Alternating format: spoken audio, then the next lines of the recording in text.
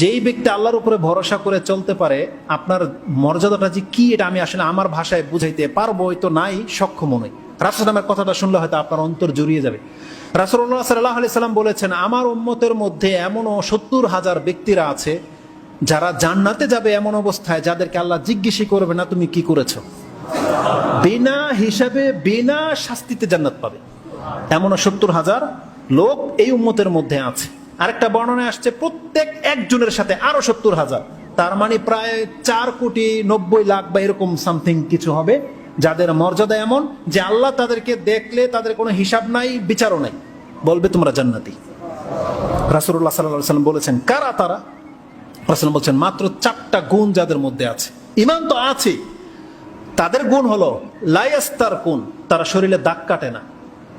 এর মধ্যে ট্যাটোওয়ালারা পড়ে যাবে, যারা ট্যাটো ডিজাইন করে, পুরুষ মহিলা যারাই আছেন শরীরে দাগ কাটেন, এরা অন্তর্ভুক্ত হতে পারে, এই জন্য সাবধান।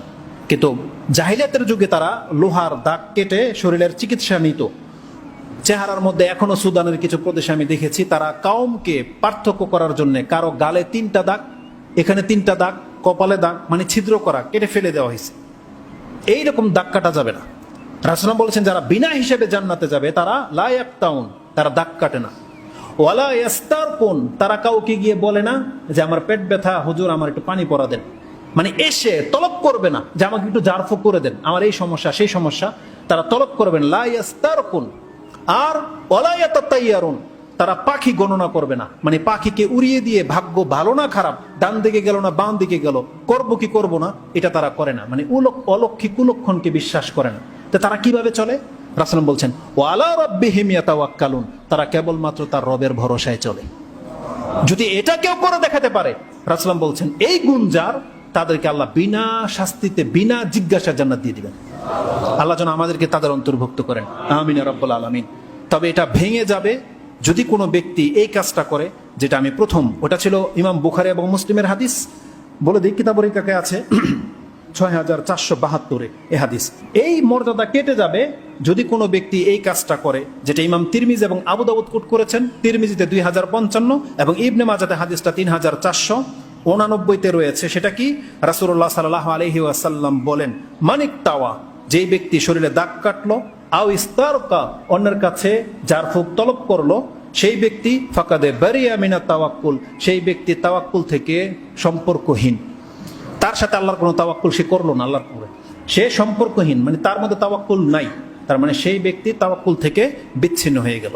তার মানে কঠোরভাবে নিষেধ করা হয়েছে আমরা যেন ওই জারফুক তলব না করি। জারফুক করা অনেক বড় একটা কাজ, নিজে নিজে করবেন, এটা রাসূল নিজে নিজে করতো, কিন্তু অন্যকে বলতেন না যে আমাকে জারফুক করে দেন। এজন্য আপনি যেই দোয়া জানেন কোরআনের আয়াত হাদিস থেকে, তা দিয়ে জারফুক করবেন, অন্য কোনো হুজুরের কাছে গিয়ে বলবেন না যে আমাকে জারফুক করে দেন। এটা জায়েজ, কিন্তু মর্যাদাবান আপনি হতে পারবেন না। বিশেষ করে এই রোগ আমাদের মা বোনদের মধ্যে বেশি আছে, যেতে মসজিদে তাদের সংখ্যা অনেক, তারা আসে, এই জন্য এই মেসেজটা তাদের জন্য অত্যন্ত জরুরি। পেট ব্যথা হয়, উমুকের বিয়ে হয় না, দেরি হয়ে যাচ্ছে, সংসার টিকে না, নানি দাদি মামি এদের যে মাথা খারাপ হয়ে যায়, এরা যে কোনো কিছুর পেছনে ছোটে, যে যা বলবে সেই দিকে ছোটাছুটি করে, তার থেকে তাবিজ পড়া, অমুক পড়া, তমুক পড়া, কোনো কিছুর বাদ রাখে না। এজন্য এটা মোটেও কাম্য নয়। আমাদেরকে তাওহীদের উপরে আসতে হবে। আমাদের রব আল্লাহ, আল্লাহ বলছেন তোমরা আল্লাহর দিকে ফিরো, ফাফিরু ইলাল্লাহ। ইনশাআল্লাহ বাকি কথা পরবর্তীতে আল্লাহ চাইলে আলোচনা হবে।